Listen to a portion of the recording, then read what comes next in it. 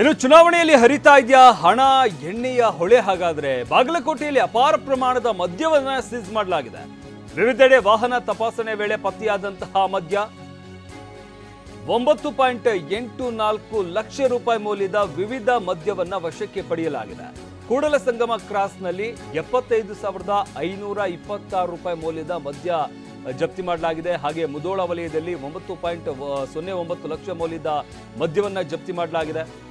ಒಟ್ಟು 50ಕ್ಕೂ ಹೆಚ್ಚು ಲೀಟರ್ಗಳಷ್ಟು ಮದ್ಯವನ್ನ ವಶಕ್ಕೆ ಪಡೆಯಲಾಗಿದೆ. ಅಂದ್ರೆ 10 ಲಕ್ಷ ರೂಪಾಯಿಗೂ ಹೆಚ್ಚು ಮೌಲ್ಯದ ಮದ್ಯವನ್ನ ಜಪ್ತಿ ಮಾಡಲಾಗಿರುವಂಥದ್ದು.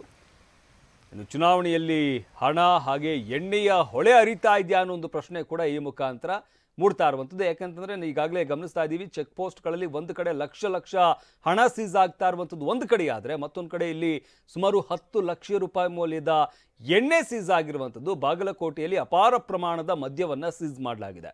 ಇನ್ನು ವಿವಿಧೆಡೆ ವಾಹನ ತಪಾಸಣೆ ವೇಳೆ ಪತ್ತೆಯಾದಂತಹ ಮದ್ಯ ಇದು.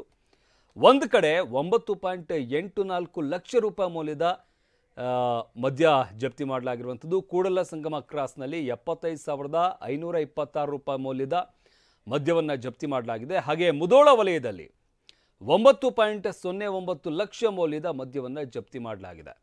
ಒಟ್ಟು 50ಕ್ಕೂ ಹೆಚ್ಚು ಲೀಟರ್ಗಳಷ್ಟು ಮದ್ಯವನ್ನು ಜಪ್ತಿ ಮಾಡಲಾಗಿದೆ. ಹತ್ತತ್ರ 10 ಲಕ್ಷ ರೂಪಾಯಿ ಮದ್ಯವನ್ನು ಸೀಸ್ ಮಾಡಲಾಗಿದೆ.